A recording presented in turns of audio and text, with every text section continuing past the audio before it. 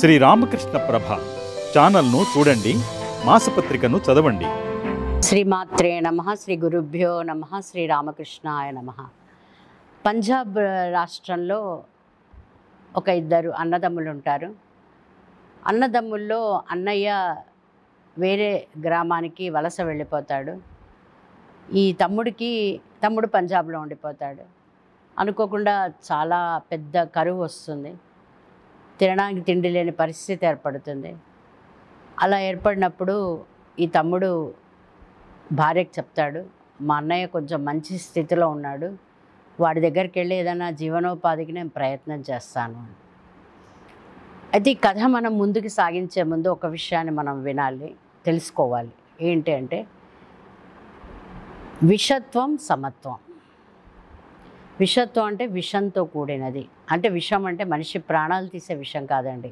మాటలు కూడా చాలా విషపూరితంగా ఉంటాయి, మనస్సుని కదిలించి వేసేస్తాయి. సమత్వం అంటే చాలా గొప్పగా ఒక మనిషి ఆదరించడం. ఈ సమత్వం, విషత్వం అనేది చాలా గట్టిగా మనం పట్టుకోవాల్సిన, సాధనా మార్గంలో మనం పట్టుకోవాల్సిన విషయాలు. ప్రతి క్షణం మనల్ని మనం బేరీజు వేసుకుంటూ ముందుకు వెళ్ళాలి. ఈ తమ్ముడు కూడా అన్నయ్య కోసం అన్నయ్య ఊరికి చేరతాడు. అనుకోకుండా అన్నయ్య చాలా ఉన్నత స్థితిలో ఉన్నట్టు గ్రహిస్తాడు. వెళ్ళి తలుపు కొడతాడు. తలుపు కొడితే అన్నయ్య తలుపు తీస్తాడు.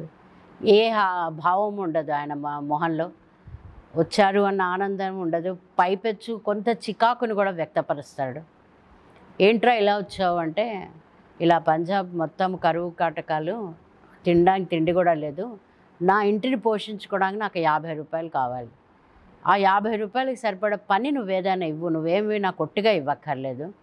ఆ 50 రూపాయల పని నాకు ఇస్తే నేను ఎక్కడో అక్కడ ఉండి ఆ డబ్బుని నేను నా భార్య పిల్లలకి పంపిస్తాను అంటే, ఈయనంటాడు, అసలు నేను ఎట్టి పరిస్థితుల్లోనూ ఏమీ ఇవ్వలేను, నా బిజినెస్ అంతా లాస్లో ఉంది, నేను చాలా క్లిష్టమైన పరిస్థితిలో ఉన్నాను, పైగా నీకు ఉద్యోగం ఇచ్చి 50 రూపాయలు ఇచ్చే శక్తి నాకు లేదు, కానీ వచ్చావు కాబట్టి అతిథిగా ఒక 2 రోజులు చక్కగా ఇక్కడ ఉండు అని చెప్తాడు.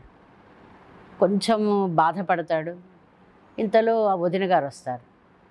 వదిన గారు వచ్చి చిట్టపట్టలాడుతూ మొహం చాలా చికాగ్గా పెట్టుకొని వస్తుంది. వచ్చి ఈయనని పెద్దగా ఏం పలకరించదు. ఈయన అంటాడు, తమ్ముడు వచ్చాడు, 2 రోజులు ఇక్కడే అతిథిగా ఉంటాడు, మంచిగా వంట అది చేసి పెట్టు అంటే, అంటుంది, మీ పనులలో మీరు నన్ను ఇలాంటి వాటిలలో ఇరికిస్తారు అది ఇది అని తనకున్న కోపాన్ని, అతను రావడంలో ఉన్న అసహనాన్ని వ్యక్తపరిచి వెళ్ళిపోతుంది. ఇతను ఎందుకు వచ్చానురా బాబు అనుకుంటాడు, కానీ వెళ్ళిపోలేని పరిస్థితి. భోజనం కొద్దిగా 1 గంట 2 గంటలయ్యాక భోజనం సిద్ధమైంది, రండి అంటుంది అని భర్తతో చెప్తుంది కదా, మీరిప్పుడు తినకండి, మీకు సమయం ఉంది, ఇంకా మీ తినే సమయం కావలేదు, మీ తమ్ముడిని భోజనం చేయనియండి అంటుంది. ఆ తమ్ముడు వచ్చి డైనింగ్ టేబుల్ మీద కూర్చుంటాడు. అయితే ఇది కథగా ఎందుకు చెప్తున్నాను, ఇవన్నీ చాలా సినిమాల్లో మనం చూసాం, కథల్లో విన్నాం, సీరియల్స్లో చూసాం. మళ్ళీ దీన్ని కథగా చెప్పడానికి చెప్పాల్సిన అవసరం ఏంటి అంటే, ఆ అవసరం ఏంటో మీరు కొద్దిసేపట్లో తెలుసుకుంటారు. ఆ తమ్ముడికి ఎంత అశాంతిగా భోజనం పెడుతుందంటే, అయిష్టము, అశాంతి, చికాకు, అసహనం అన్నీ కనిపిస్తాయి. ఇలా మనం ఎవ్వరికీ భోజనం పెట్టకూడదండి. ఒక రోడ్డు ఊడ్చే అతను ఆ ఇంటి ముందు గుమ్మంలోకి వచ్చిన అతని స్థితిని మీరు గుర్తించకుండా, అతిథి అంటే తిథివార నక్షత్రాలు చూడకుండా మన ఇంటికి వచ్చిన ఏ మనిషినైనా భగవత్ స్వరూపంగా అనుకొని భోజనం పెట్టాలి. ఈవిడ సొంత మరిదికి అలా భోజనం పెడుతుంది. పెట్టగానే ఆయన సరిగ్గా తినకుండా మధ్యలోనే లేచి, ప్రేమగా లేదు, అక్కడ విషపూరితమైన భోజనం అది పెట్టింది, మంచిగానే అన్నం పప్పు కూర అన్నీ వేసి పెట్టింది. ఆయన కాళ్ళు చేతులు మొహం కడుక్కొని వచ్చేసరికి భర్త కొడ్డిస్తుంది. అయితే భర్త కొడ్డిచ్చిన తిను పదార్థాలకి ఈయన కొడ్డిచ్చిన తిను పదార్థాలకి చాలా తేడా ఉంటుంది. ఆయనకి బాదం హల్వా, ఖీరు అవన్నీ ఆయన కంచంలో ఉంటాయి. ఈయన ఏమి బయట పెట్టాడు, బయటకు వస్తాడు, వచ్చి ఒక లేఖ రాసి వెళ్ళిపోతాడు, క్షమించు, నీ ఆదరణ నాకు చాలా విషపూరితంగా ఉంది, నేను వెళ్ళిపోతున్నాను అని. బయటకు వచ్చాక అనుకోకుండా అతనికి వాళ్ళ చిన్ననాటి స్నేహితుడు కనిపిస్తాడు. ఇద్దరు చాలా ఆనందంగా కబుర్లు చెప్పుకున్నాక తన పరిస్థితి చెప్తాడు. చెప్తే నేను చిన్న బిజినెస్ చేస్తున్నాను, నాకు 60-70 రూపాయలు వస్తుంది, నేను నా భార్య ఉంటున్నాం, నాకు ఇంకా పిల్లలు లేరు, నువ్వు కూడా మాతో వచ్చి ఉండు అని వాళ్ళ ఇంటికి తీసుకెళ్తాడు. ఆ భార్య చాలా ఇదిగా ఆయనని అన్నయ్య గారు అని ఆహ్వానిస్తుంది. రాత్రి ముగ్గురు కలిసి చెరో 2 జొన్న రొట్టెలు చేసుకుంటారు. ఒక పచ్చి ఉల్లిపాయ కట్ చేసుకొని గంజి కాస్త గ్లాసుల్లో పోసుకొని ముగ్గురు ఆనందంగా కబుర్లు చెప్తూ తింటారు. భోజనం చేస్తారు. చేశాక మంచాలు ఉంటాయి. ఆ రోజుల్లో అందరూ బయటే పడుకునేవారు. ఇంట్లో పడుకోవడం అనేది ఇప్పుడు మోడ్రన్ ఎరాలో ఉంది, అప్పుడు అది లేదు.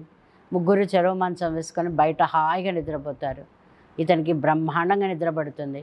మర్నాడు లేవగానే ఈ స్నేహితుడు తన దగ్గర ఉన్న డబ్బులో 50 రూపాయలు ఇతనికి ఇచ్చి, ఫస్ట్ 50 నువ్వు ఇంటికి పంపించరా, తర్వాత మన ఇద్దరం కలిసి ఈరోజు నుంచి బిజినెస్ చేద్దాము, చేసి సంపాదించింది 2 కుటుంబాలకి సమానంగా ఇద్దాము అని డబ్బులు పంపిస్తే, ఇంతలో వాళ్ళ అన్నయ్య అనుకోకుండా అటువైపు వచ్చి, ఏంట్రా నువ్వు ఇక్కడున్నావు, నువ్వు వెళ్ళిపోతానన్నావు కదా అంటే, అప్పుడు అన్నయ్యకి చెప్తాడు, అన్నయ్య విషపూరితమైన నీ ఇంట్లో నేను భోజనం చేశాను, ఆ భోజనం రుణం నేను తీర్చుకోను, ఎందుకంటే విషపూరితమైన భోజనానికి రుణం అనేది ఉండదు.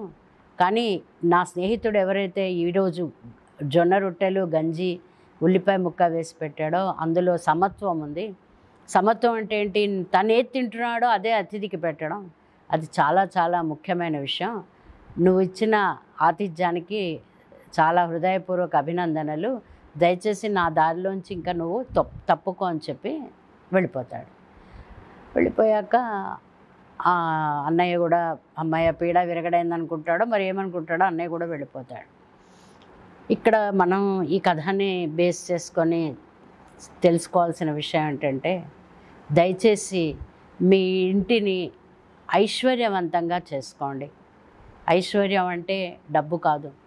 ఇంటికి వచ్చిన అతిథి ఆనందంగా మీ ఇంట్లో 5 నిమిషాలైనా గడిపాడా లేదా, అతని మీరు మజ్జిగ అయినా ఇవ్వచ్చు, కాఫీ అయినా ఇవ్వచ్చు, టీ అయినా ఇవ్వచ్చు, లేదా నీళ్ళైనా ఇవ్వచ్చు. కానీ ఇచ్చేటప్పుడు మీ ముఖంలో ఉన్న చిరునవ్వు, ప్రశాంతత, ఆదరణ ఆ మనిషిని అలాగే మీ ఇంటిని కూడా ఎన్నో రెట్లు మంచి స్థితికి తీసుకెళ్లే అవకాశాలు ఉన్నాయి. మీ యొక్క డబ్బు, మీ యొక్క అహంకారం మీ దగ్గరే ఉంచుకోండి. అది మీ ఇంటికి వచ్చే వారి దగ్గర చూపించి మీ స్థితిని ఉన్న స్థితి నుంచి కిందకి పడిపోకుండా మీ యొక్క ఇంటి ఐశ్వర్యాన్ని కాపాడుకోండి. లక్ష్మీప్రదంగా ఇంటిని ఉంచుకోండి. ఇంటిని అలక్ష్యం చేయకండి. శ్రీమాత్రే నమః.